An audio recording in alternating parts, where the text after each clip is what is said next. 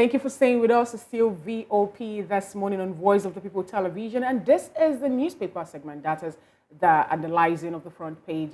Here we have Mr. Ologbondiyan with us in the studio. He will help us, make sense of the headlines that we're going to read out this morning. Good morning to you, Mr. Lawal. Good morning. Good to have you in today's edition of the show. It's nice to be here. Okay. It's interesting that you didn't put it out that he's a farmer. Yeah, he is. That's the reason why I want to go there so that, because the first headline I have, or rather the first national daily before me now is talking about agricultural produce and every other thing in it. So you also want to know that Mr. Ologbondiyan is an educationist and he's a farmer and also he's a public affairs analyst. So now you know, that's why he's smiling. Yes. Okay, I hope I've done the needful now. Yes. You did well. All right, on the front page of Vanguard newspaper this morning, the mother headline there reads, FG opts for duty-free imports of rice, beans, wheat, other grains. And the writers there, it will impact on inflation, NASIMA. A step in the right direction, CPPE. Farmers, Action Aid, boss, react. All right, you can get that on page 5 of the Vanguard newspaper. And above the nameplate, the window headlines there are banks borrowing from CBS skyrockets by 458% to 57.5 trillion naira. Banks borrowing from CBS skyrockets by 458% to 57.5 trillion naira.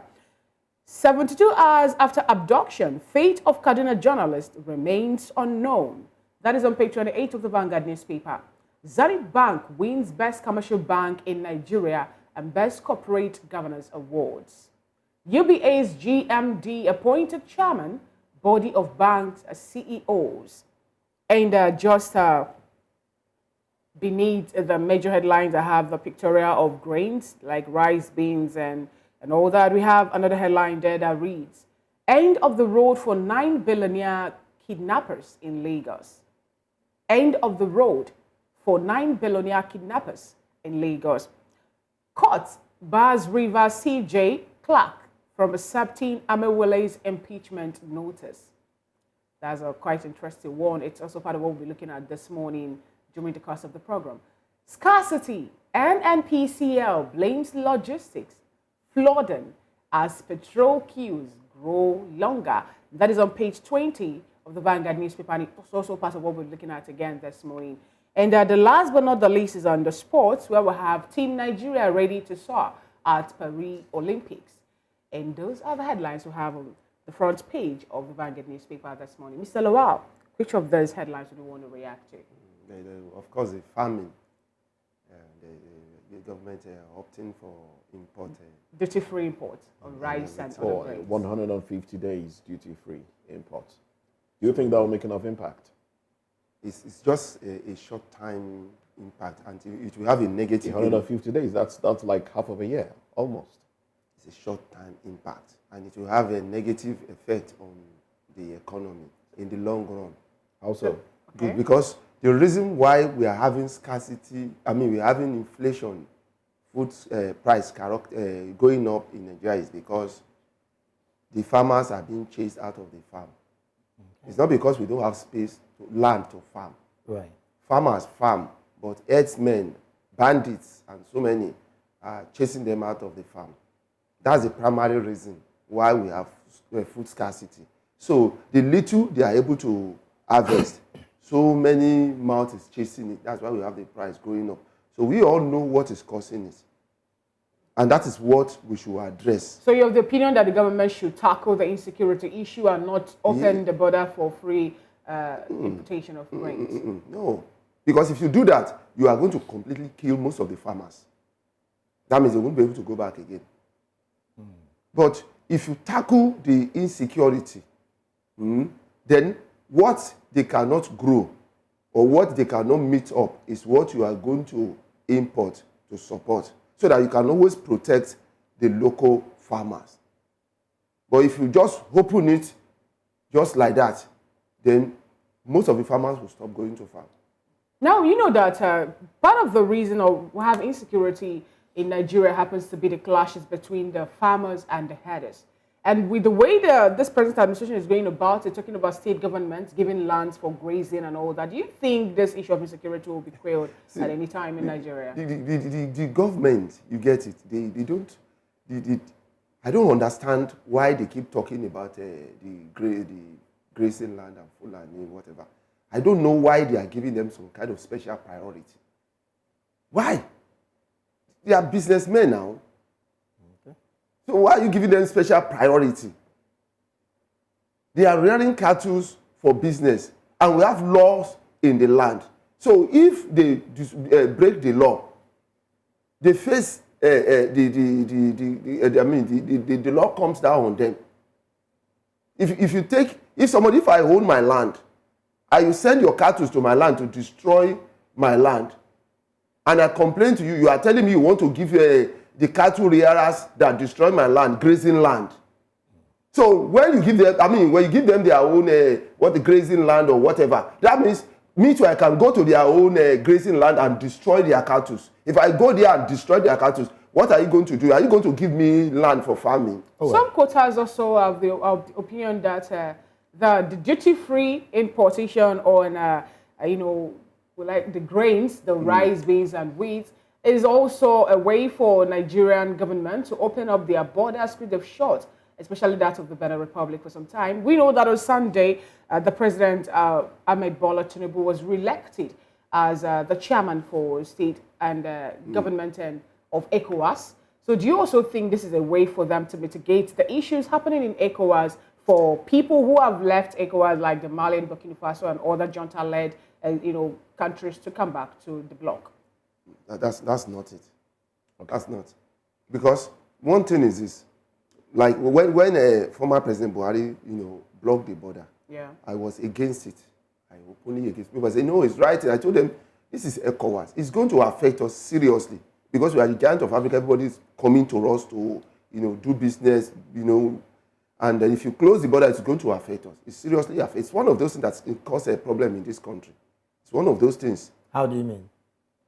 Because what's the meaning of ECOWAS? ECOWAS is like EU now. You get it? It's like their own bloc. It's like a UK. You want to block border against Scotland, or you want Britain to block border against Scotland. But if it affects your security, don't you think it's a right move to have to be done? No. How can it see what the insecurity is? The lapses on the part of government doing what they're supposed to do. That is insecure. That's what is causing insecurity. So if some persons are filtering your country, unknown and unidentified, not profiled at all, and then they keep getting into your country, and at the same time, your people are complaining of people they do not know that are not their client. I didn't complain. Because you are not there. Because you are not in the north. Because you are not in the north. See, no, don't you think, my question is, don't you think it is a reason why the government did close the border in terms of insecurity? Look at this. Look at Nigerian border. Look at Nigeria. Yeah? We have border with Benin. We have border with Chad. We have border with Niger. We have border with Cameroon. But the border with Niger, you get it, and Chad were never blocked. We were never closed. You know that. It is the border between Benin and Nigeria that was closed. Do you know that? Oh, well, that's what you're telling us. That's why I asked you. Do you know that? And when the problem of this military junta taking over in some countries in the north, President Bola Ahmed Tinubu closed the border in the north. But he has opened the northern border now, but he has not opened the Benin border that is between the Benin and the western part of Nigeria. So the question is, if it is insecure, you could have closed all the borders totally. So why did you close some part of the border and you didn't close some part of the border? So are you telling me that security is coming only through one border? Then second, that is why you have the customs and so many other, even the soldier too, their purpose is to protect the Nigerian border. That's the purpose of this, not to come in and begin. So, and we also have our SSS that have talked to police now. Our SSS, which their duty is to gather intelligence outside and see how they can curb all these things using intelligence. So you can see that is not the main reason. All right, then. Let's go to the Punch newspaper now. The banner headline from the Punch reads, FG suspends food imports duty, partners states on farming. Government launches 5-month duty-free import window for maize, rice, wheat, others. FG to partner governors, military to cultivate arable lands, support smallholder farmers. Well, we've touched on that one already. On top of the nameplate, queues spread as petrol hits 1,100 naira a litre in Abuja. Others, marketers are waiting products from NNPC, says Petrowan. Naira weakens to 1,523 naira to $1 at official market. Besides the nameplate, human rights, democracy, economic growth, key issue in Samoa agreement. All right? Human rights, democracy, economic growth. Human rights. Okay. Right beside the pictorial there, we have Fubara court bars Rivers CJ from accepting impeachment notice. Local airlines project 980 naira a litre aviation fuel meet Dangote. Outrage as Russian missiles hit 33 in Ukraine Children's Hospital. That's that pictorial right underneath that pictorial there. Now, I would like to take it from this Ukraine-Russia crisis. With this news, that was an unfortunate one, and a lot of world leaders are coming to condemn that action. The missile fired at a children's hospital that has reportedly killed 33 people. Where does this put Russia now in the eyes of the world? Because now we're talking children. I mean, it's a children's hospital. We haven't heard Russia tell us that, look, militants were hiding there. We haven't heard any of those. So where does this put Russia in the perception of the world as this unrest, this war continues between Ukraine and Russia? Well, we know that Russia is a superpower. You get it. So it's difficult to stop a superpower when he wants to do what they want to do. So the other superpower that can actually put a restraint on a superpower. So, but the thing is this, Russia knows that it's having a serious constraint on that Ukraine war. So it's now doing things indiscriminately, as you get it. But the thing is this, why is it fighting? At the end of the day, do you think this will attract Russia being dragged to The Hague for war crimes? They've done that already. But who's going to hold Putin? He's a very powerful. He's a superpower, of course. They issued this ICJ issued this warrant of arrest on him. Putin. That's why later he fly to South Africa. South Africa said they are not going to, do anything. But we know they can do it just to be able to, tell the world what Putin as a president, is doing. Even there was a lot of uprising against him before later some kind of death of his major opponent. The Wagner chief, the Wagner leader. No, not even that. I'm talking about Alex Navalny. His major opposition. Okay. And the guy died under shrouded, under mystery. So what is happening that he knows that because of some other superpowers, restraining him from completely taking over Ukraine. So he's now doing it indiscriminately. All right, let's come back home now. Queues spread as petrol hits 1,100 naira a litre in Abuja and some other parts. Now, of course, Nigerians in Lagos particularly,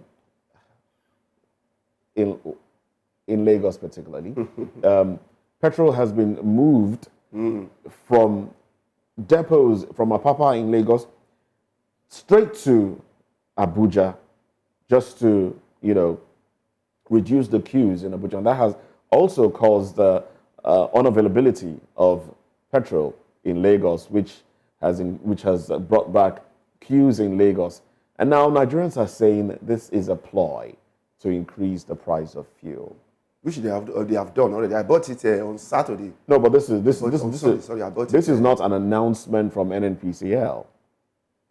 This is because filling stations, because independent depots are selling at a high price, and some filling stations are either not willing to buy that or hoarding the one they have and trying to hike their own price a little bit so they don't run at a loss. And we do know NNPC is still the major importer of fuel. Since the government has removed its hand, he said the subsidy is gone. So why is the government still regulating?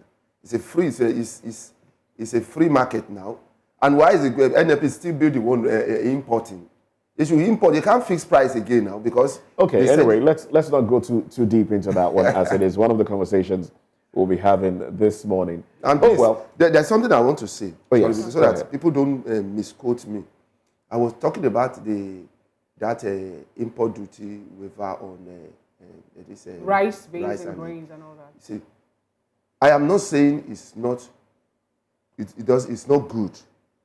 You get it, but I'm saying that the government should be cautious about that because of local production. Whatever is imported supposed to support the deficit in what is produced locally. And the problem of what is produced locally is a problem of insecurity. So government should take that problem of insecurity, you get it, problem of bad roads, solve the problem of insecurity, problem of arbitrary increment in fuel prices, problem of tolls on roads as well, and the area boys and all these private police they're collecting taxes from farmers when they are bringing their goods should be put at a higher priority, so that the farmers in the house can grow too, you get it, and gradually fill up what is imported to support what they are producing. So if you need 1,000 tons of rice in Nigeria and farmers are producing 60 tons, it remains 40, then we import 40 to support so that the farmers in the house can continue to grow and beginning to meet up that 40 deficit until eventually we become totally self-reliant. It's quite interesting. Yeah. Sorry, it's quite interesting that you are analyzing how much of production farmers should have in 2024. Some quarters have kind of put it from this perspective of why are we still talking about food? Why are we not talking about developing on other areas of mineral resources that we have as a country? Why are we still talking about food? Some quarters have said that if the government was really, really serious about feeding the nation, the issue of insecurity should have been gone, just like subsidy was gone. Do you share this sentiment as well? Yes, I said it earlier on. There are three major problems that farmers are facing when it comes to farming and increases their production. Because one, if I let me say four. One, availability to be able to go to farm and do their businesses. Availability of modern equipment to be able to do their work easily. Storage problem, because many of those goods perish before they get to where they need to be sold. Yet if you go to Arena here, you see piles of food stuff that are spoiled, wasted away. You get it. I begin to wonder. This is it doesn't make sense. You get roads. The roads are bad. Even to get into your farm is a problem. To get out of the farm and take your goods to where you want to, take it to where you want to, is a serious problem. You get it. The insecurity is in fact is mad. His insecurity, where we have the food basket of the nation in Benue State. Someone is charging 20 million naira on the farmer in a particular local government. So they'll put it on Google. Well, let's wrap this up now. Let's wrap this up. Then finally, increment in the arbitrary increment in this fuel. You get it. Well, we'll talk about that when we get to the conversation proper, as that's one of the things that we'll be talking about in the course of the program today. Well, scarcity. NNPC blames logistics, flooding, as petrol queues resurface in Abuja, Lagos, and some other states around the nation. Let's have this conversation when we come back from this break.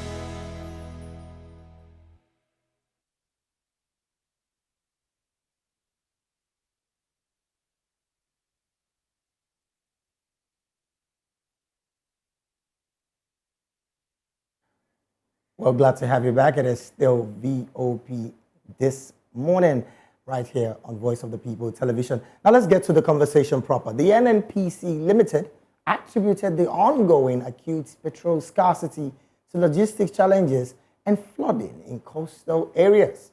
Well, queues resurfaced at fuel stations last Wednesday and persisted into the new week, with many stations running out of stock. Well, only NNPC mega stations, NIPCO, and a few major marketers remained open, leading to long queues and chaos. Well, black marketers increased the price of petrol from 10,000 naira to 13,000 naira per 10-liter keg in central Abuja. The NNPC explained that adverse weather affected ship-to-ship transfers and bursting at jetties, disrupting supply logistics. Well, these emphasized that safety regulation during rainstorms and lightning prevented loading of petrol. Interesting times. Well, we still have with us in the studio Mr. Ologbondiyan, who will be helping us make sense of this conversation. Well, the NNPC has come out to give us this excuse for this queue. What do you make of this, basically? When they say frivolous, what does it mean? When you say frivolous, what does it mean? You are the educationist to break it down.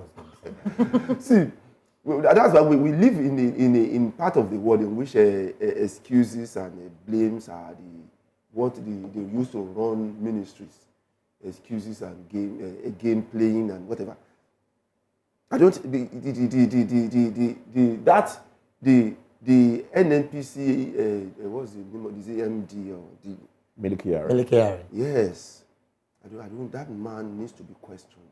You get it? He needs to be squeezed by this house and investigated by EFCC, because I don't really see what exactly he's doing in that. But this is the time he's still staying there. From the past administration to this particular one, he was still retained by the government. So that's what I'm wondering. If he doesn't know what he's doing, it's only in Nigeria that you fail. You are not doing well. He has called for a state of emergency in the oil and gas sector. He has blamed the cabal for some of the problems that we are having in the sector. Okay. Do you think this is something that is above him? And if it's above, that's why he said, well, what is he still doing in the office now? If the problem is above him, then he's supposed not to be in the office now again. He's supposed to have resigned or be removed, because the problem is above him. We want somebody that will be above the problem so that he can, and we have the problem solved. Up till now, do you think up till now, he's still talking about importation of fuel. When we know that everybody knows that the problem of Nigeria is because the refineries are not working. It's not the importation, it's not the thunderstorm that is the problem. Because when there was no thunderstorm, we still have the same problem. Did it not occur when there was no thunderstorm?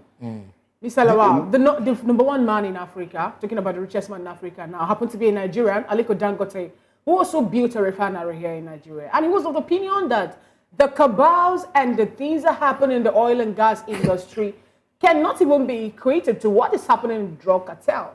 Don't you really think that this is more like a very big thing, a very big challenge that they're having in the oil and gas sector? It's not a challenge, it's an excuse. It's a reason for failure. Mr. Lawal, at this point, what do you think is going to be the implication of this increase in pump price? Because as it stands, most transporters that transport goods and services from one state to another depend on this product. This increment, that as it stands, what implication does it have, or what is he going to have? More hardship now. We already know more hardship. I got to filling station on Sunday, I think Sunday evening, because we didn't have electricity for like 5 days. We don't know why. They brought it just yesterday night. Now, I bought the fuel per liter 710 naira. Somebody was saying at the filling station, when people were complaining madly, someone was saying that they said it's going to 1,000, that they are gradually pushing it to that state of 1,000. We bought it 710. Well, let's look at the concomitant effect of the fuel price increase. We know that with the fuel price increase comes scarcity of a lot of other commodities, comes hardship, comes unavailability of money, all right, to purchase food items, because certain companies cannot run their businesses without buying fuel or diesel, as the case may be. And as long as these things are expensive and they spend more powering their industries, the end customer or the consumer bears the brunt of it. Now, talking about the concomitant effect of these arbitrary fuel increase now, and the effect it's having on people, industries, scarcity of food.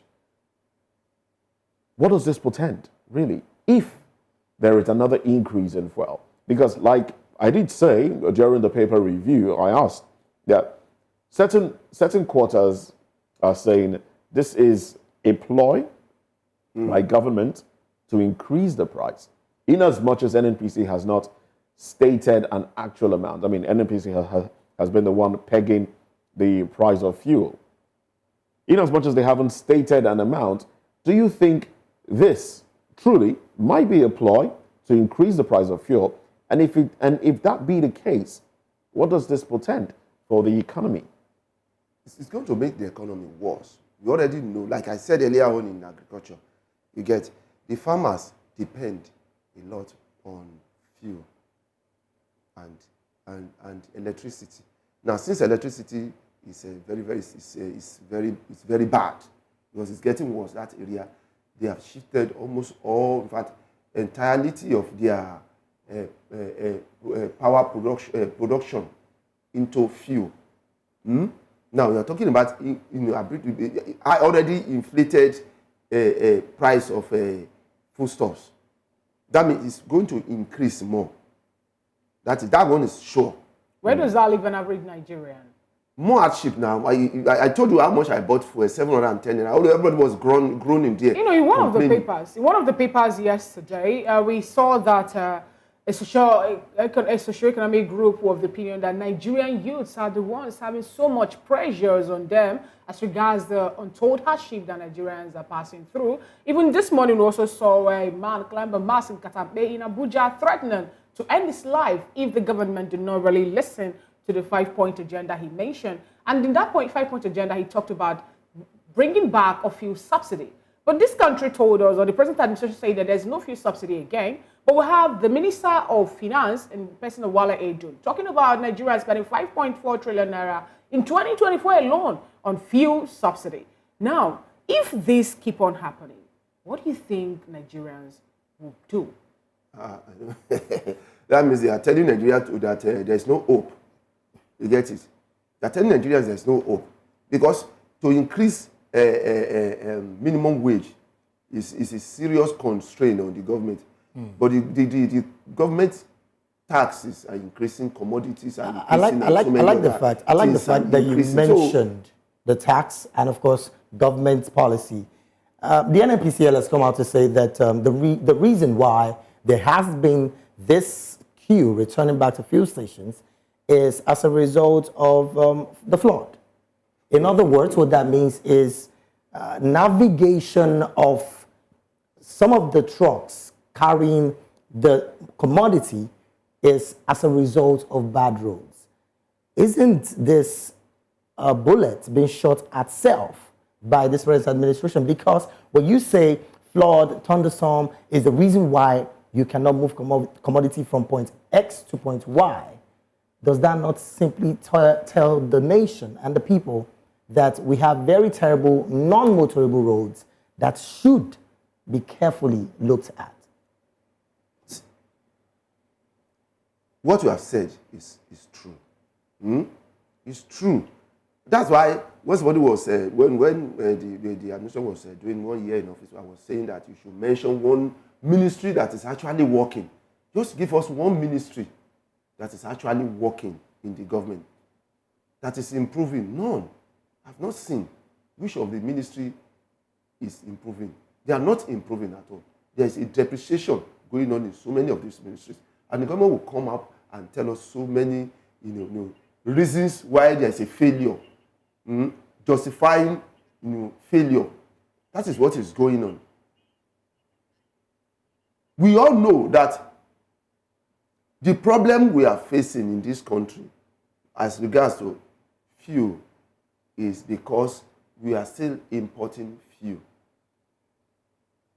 Then you now divert the attention of everybody, plus the government diverted attention about its own attention to one person who is a businessman, whose main motive, main reason of establishing a business is to maximize profit.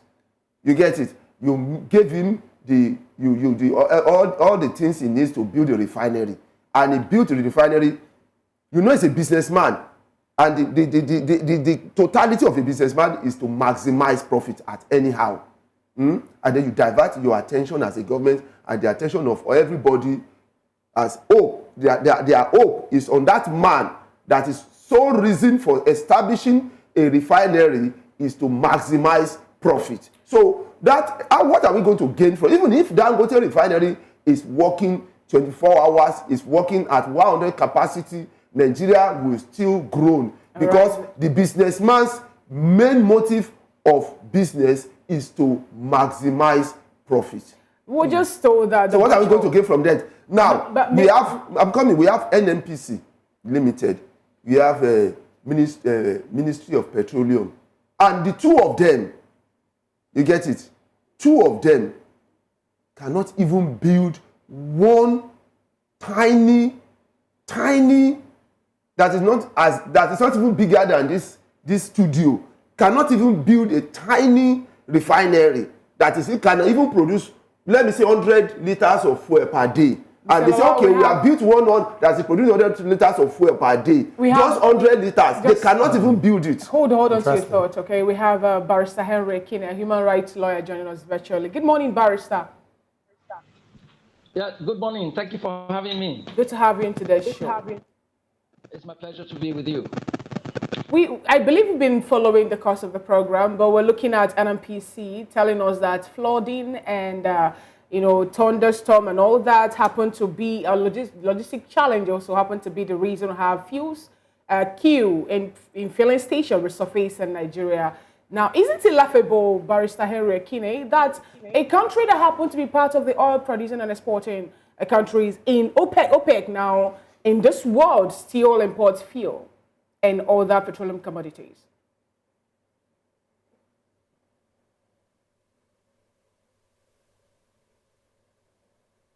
Are you there, Barrister Henry? All right, we seem to be having a glitch in the network there.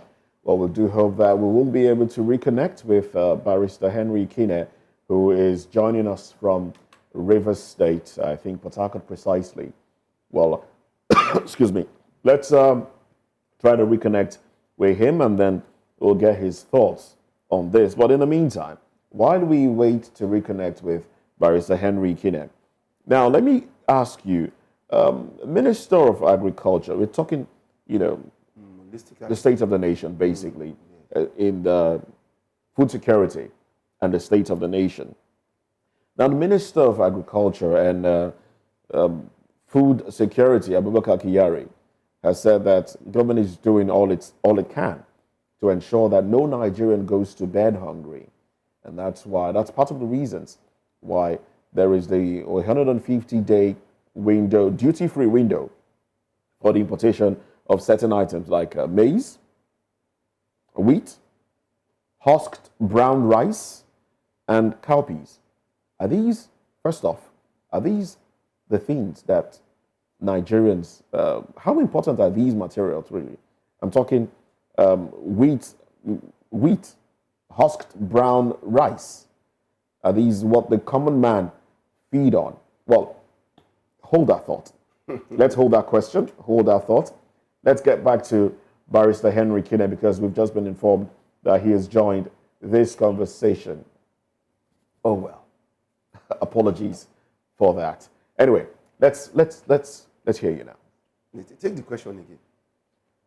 The things that government is insisting on importing now, well, not insisting, Okay. I government's measure to alleviate the suffering and ensure that no Nigerian goes to bed hungry, according to the words of Minister of Agriculture and Food Security, Abubakar Kyari.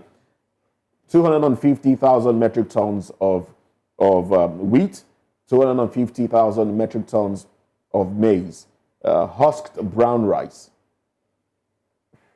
I don't know. Are these the things that the common man will feed on? You see, how important are those things? Please educate me. It's only in Nigeria that somebody who's failing, you get it, is being clapped for. Somebody who's not doing well at all is clapped. You clap for somebody who's not doing well. You get it. The Minister of Agriculture is not doing well. It's not doing well. All these things. What you are saying now is that that you have no idea. You have no solution to scarcity of food in Nigeria. Why farmers are not producing enough. But he told us that you are not opting for importation. So if you are opting for importation, that means it's totally out of your office.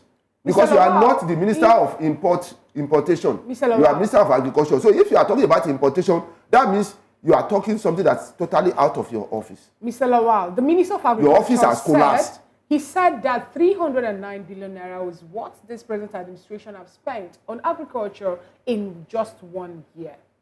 Now, don't you think that he is actually doing something? With the central bank telling us that they've actually dropped 100 billion naira also on buying fertilizers for farmers in Nigeria. Okay, farmers that are not going to farm. You get it? So farmers that cannot go to farm, so are you saying there's something fishy with those statements? You give fertilizer to farmers that have been chased out of their farms by bandits. You get it? You give fertilizer to farmers that cannot go to farm because of cattle Fulani herdsmen. In other words, are you saying you are not going to farmer because of so where did you share? Where did you give? Who did you give the fertilizer? You give them to be drinking or to be eating like gari. You get what I'm saying? Because the reason why the farmers are not producing, many of them, is because they cannot go to farm because of banditry, kidnapping, and you give fertilizer to them. How can you come out and tell us you give fertilizers to farmers who have been crying that they cannot go to farm because of bandits? You get what I'm saying? So who did you give the fertilizer to? You said you spend so much money. So how do you spend so much money on farming that people cannot go to farm to farm? So where did you spend the money? All right, let's bring Barrister Kene into this conversation because we've just been informed that he has rejoined us. Good morning to you, Barrister Henry. Welcome to the conversation. Now we're talking the state of the nation, food security, scarcity of fuel, the reasons. NNPC GMD has said some of it is as a result of flooding, some of it is logistics. That's why Nigerians don't have fuel. I don't understand.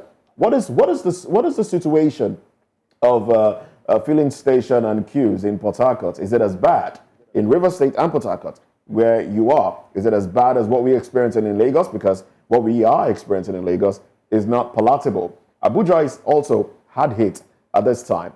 How do you take the reasons by Mele Kyari, flooding, logistics as the reason, and juxtaposing this with how Nigeria transports fuel in the first place? I mean, this is the 21st century. Shouldn't there be another method of transporting fuel as against tankers plying the roads? Yes, thank you. That's very expansive. But I was actually saying that it's ridiculous and unfortunate that we have public officers or Nigerians who are expected to be more responsible in their comments. And I must say this: flooding where? And flooding when? You asked first about the situation in River State. It's not better anyway. The scarcity is palpable everywhere, and then the price of the commodity, an essential commodity at that, is beyond the reach of a greater proportion of the population of this country. And then everybody's feeling the same effect as you feel in Lagos and then those in Abuja. So it's not different in Port Harcourt. That's to make the case clear. There are situations where people have actually been really desperate to getting these products actually, and then for survival, but they can't reach them. Now, but to put in context, when sometimes they make these comments, we imagine whether they are taking us for granted. Flooding when? So we have been in a dry season all along, and we have had the same experience. What has become different now? Is it because of the reported flash flood in Lagos and then some other parts of the country that you think that they just wake up, go to the office in the morning, get depressed, and then say whatever they will? Because apparently we can't imagine how flooding will be responsible for scarcity of petroleum products in this country. Is it that the tanks farms have been submerged, or the refineries? Let me not even say about the refineries, because the refineries are not even working to the dissatisfaction of Nigerians. Because if it were flooding of the refineries, when did that begin? If it is flooding of the tank farms, which is also ridiculous, meaning that we imported the products and then stored in the tank farms for the truckers to go take those products there. Are we saying the tank farms have been flooded? Or the other way, he said logistics, which is, of course, is connected to this. Is it about the routes to the tank farms and then the distribution channels that you said are flooded? So for me, it's not a tenable excuse at all. The roads in Port Harcourt are not flooded. From the tank farms in Port Harcourt and in River State to the dispensing points, that is the filling stations, they are not flooded. Flooding is not the reason for scarcity of petroleum products in River State. Flooding is not the reason for the hike in the price of petroleum products in River State. So I don't know about Abuja, and I can't imagine that Abuja is flooded. And even in Lagos, even if we had recently reports of some flash flood, I don't think that is a responsible reason for that scarcity of that product. To put in context again, you asked us. Oh, sorry, you asked also about today and modern world, and we're distributing or transporting petroleum products in tankers and in trucks. That's most unfortunate. We're rather retarded. This is a country that, even if I'm this young and old at the same time, I recall that when I had an uncle who was a senior marketing officer with Pdp'S, there were depots almost all the parts of this country where petroleum products were pumped from the refineries through pipeline to those depots, and then they were made close to the people. But because it favors those who are capitalists in this country and in business, for them to import trucks and for their trucks to be in business, if we have the refineries and then the channel of distribution through the pipelines working by public assets, we won't have tank farms the way we have now, which are private assets for capitalists. We won't have even the trucks, which are private assets for capitalists, for business. And it's the same managers of our resources that have linked to these things. This is the truth. And it's annoying. Okay, now my question to you is, there's Barrister Henry, a particular national daily, I'm talking about Vanguard, with the opinion that we have fields in NNPC filling station and other major filling stations, some now. But do you think also, some people are pointing at the fact that it's like NNPC want to monopolize the issue of the fuel in Nigeria because of the fact that on the 1st of May this year, 2024, Ipman threatens to withdraw their services, from 30,000 stations in Nigeria. The money that they were being owed is approximately 200 billion naira. Do you think that should be the reason we're having fuel scarcity resurface in Nigeria? Wouldn't think so, absolutely, but of course it will have some effect. If the product is available only within the NNPC retail outlets, and even if it is deliberate, then of course it will limit the opportunities and places for other Nigerians to access these products, because the NNPC retail outlets are not flung everywhere in this country.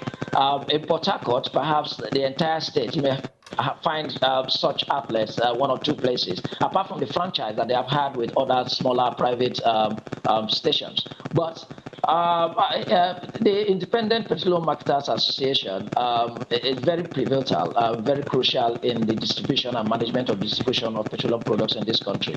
So if they are being owed, I think that the NNPC and then the association and then the owners of the outlets should be able to have a way to sort all of these out. For me, all of these excuses are not what Nigerians are expecting. What we expect is the availability of the product and then the affordability of the product. Okay, Barrister, you did mention earlier that before now, the depots were relatively closer to the people, so movement of these products was not so attacked or a major issue. Now, for years, trillions of naira had been budgeted for Port Harcourt refinery, Warri refinery, and which other one now? Kaduna refinery. And up to date, none of these refineries is producing the product that Nigeria consumes the most. Yet, 8 years, 9 years after, one man is still the group GMD of NNPCL. Please make Nigerians understand this. What is this man doing amazingly well to still be in that sector, even though the same person did declare that NNPCL is now is at a state of emergency? Help Nigerians understand this. Why is nobody talking to the realization of the fact that Nigerians are groaning as a result of this product? Yeah, it's almost an impossibility to expect a public office holder in Nigeria to want to personally, for reason of integrity and personal conviction, to resign or withdraw his services from public office. Perhaps I think one singular reason could be the opportunities for pecuniary gratification. But now, outside that, it's also in a society where we seem not to be very determined. I mean, all of us, with the aspects of answerability, responsibility, and accountability, where if someone is failing in his office, like the guest in the studio said, we would applaud the person. We will not even ensure that this person understands the purpose of his being in that office. Mele Kyari has been there for as long as he's been there now, but does he really understand the purpose of his holding that office? I think, even if one is not an expert, it's not about the engineering exploitation, or if you like, discovery of deposits of gas and crude, particularly majorly in my part of the country, but to also ensure that this very important commodity is available and then Nigerians benefit from it. But if he has failed to do this, it means that he simply does not have the ability to be able to actually deliver that expectation. It's inept. All right. It is not about the English language you speak. The same way the man that is a minister for agriculture. Imagine, it appears to me that he doesn't understand his responsibility. It will mean to ensure that there is food security in this country. There is surplus. If there is any challenge, whether it is security, or whether it is implement, or whether it is fertilizer or anything, it is his responsibility to fix. So if there is food insecurity, and of course, to the extent that he is prescribing importation, then he has failed. He has to leave. It means he doesn't understand even why he was there. It means he doesn't even have the competence to be able to develop policies for the government to implement. Because the reason Mr. President may have appointed all of them in different sectors is to bring their expertise and then their knowledge, if you like, even a new way that we probably have not imagined in this country to solve problems. So when you're there and you're not solving the problem you're there to solve, then you should leave. Mele Kyari has not solved the problem in the petroleum sector. All right, then, Barrister, let me... has not solved this problem. The one for transportation has not solved this problem. So what are we doing? Are they there to make money for themselves? Multiple problems, obviously. Well, multiple problems. Problems are not being solved. Well, I was going to ask you, but let me start with the barrister. I'm going to ask both of you the same question, and just to get your view on this. Now, barrister, we do know that Nigerians are beginning to, the groaning of Nigerians is beginning to turn into murmurings, and some are wailing right now. And just yesterday, a gentleman risked his own life climbing a pole in Abuja, threatening to kill himself if government doesn't do something. All right? If government doesn't do something to salvage the situation in the country. And he I don't know if you saw that report. he reeled out an agenda, what he wanted. A part of it is declare a state of emergency in areas where insecurity has been ravaging, states like Zamfara, Kano, Kaduna, areas like that. He talked about the return of fuel subsidy. He reeled out a few things, and then the tag, the headline. Yeah, that's it on the screen. The headline is long enough for me to keep quiet and not do anything, long enough for this to continue. Now there is a whole lot stated there. Now we are also seeing groups of people coming to protest one way or another. Former Senator Sheikh Husani put up a tweet where he talked about driving past a protest group in Abuja where they identified him as the Afro senator, but they allowed him go. And then they said, according to him, that Godswill Akpabio must not pass this place. Oh well, it was something to laugh about. But truly, Nigerians are beginning to turn their wailings into shout. And now, on the heels of that, a group known as the Center for Crisis Communication, with the chairman board of trustee of the group, Major General Chris Olukolade, did say that Nigerians that are mooting the idea of carrying out the anti-tax protests that happened in Kenya right here in Nigeria should not even think about it. Some are saying this is gaslighting Nigerians. This is trying to cow Nigerians, preventing them from airing their grievances. How do you react to this? Yes, thank you. It's been a long while. But let me start even from this end. I do not think that anybody can stop a people to engage in a movement for survival. Now, Barrister, yes, please. Can you do us a favor? Can you unplug your earpiece? Because it seems to be giving us, a funny reaction, making it, distorting the sound from where you are. If you've done that, we'd like you to proceed. Yes.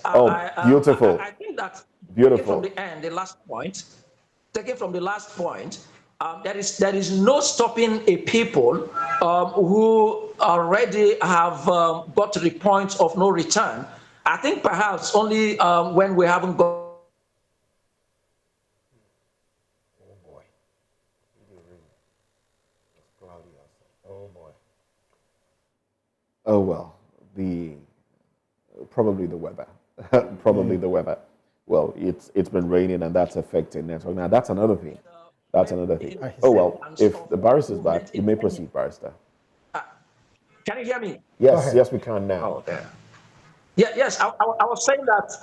I was saying that there is no way anyone can stop Nigerians from engaging in that kind of protest in the semblance of the protests in Kenya when the time comes. Perhaps Nigerians have been that resilient and then able to contain what it is at the moment. But we'll get to a point very soon where Nigerians won't be able to contain anymore. But let's also take the other point about why all of these are actually happening, and then Nigerians appear to be dissatisfied. The young man who attempted suicide, I don't know if he was rescued, yes, he was. Just put the message straight. Was rescued and arrested. Help me in the studio. But in one of these Horn of Africa countries, in Niger or Algeria or Tunisia, that was how a protest began when someone set himself ablaze. Oh yeah. And then the people reacted because that was clearly the message for all. It was an existential thing. The citizens of that country were no longer existing in terms of being able to sustain themselves. And then it got to that point that some citizen set himself ablaze, and then it snowballed into a very disturbing protest and turned things around. The same in Nigeria. It will get to that point where some Nigerians will no longer be able to sustain themselves, and then we'll get to that point of no return. And again, look at the points he has raised there. We have said this thing over and over, especially in the human rights movement. The day we deliberately jettisoned the essential components of the rights of citizens, that is the economic, social, and cultural rights of Nigerians, and made those rights non-justiciable, that was the day we thought that we had boxed Nigerians, the greater population in this proportion of the population, to a point that they would not be able to express that dissatisfaction with the failure of government to uphold even the primary purpose of government, to continually enhance the welfare of citizens, Section 14 of our Constitution. So if you look at all of those items I was just seeing as you're rolling it on your screen, the fundamental questions of education, and that's because we have jettisoned our objective for education, the fundamental question to housing, fundamental question to employment, fundamental question to national adequate living wage, the fundamental question to housing, to water, to a clean environment, to employment. When a country deliberately made those provisions under Chapter 2 of our Constitution, which are very essential, the economic, social, and cultural rights of Nigerians have been stolen by our managers of resources. Then we pretend to have our civic and political rights available. What is the essence of Section 33, which is the right to life?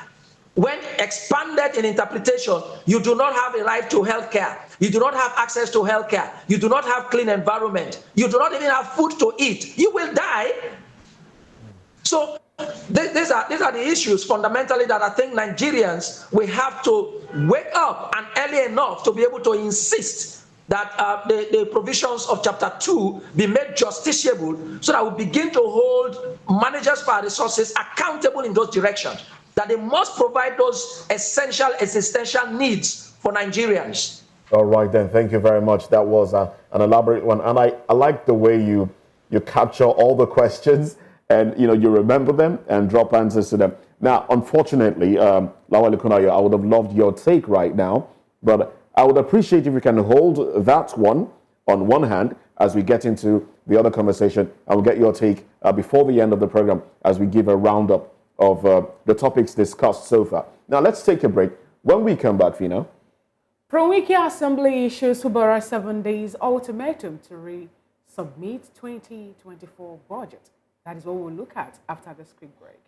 All right, and stay with us.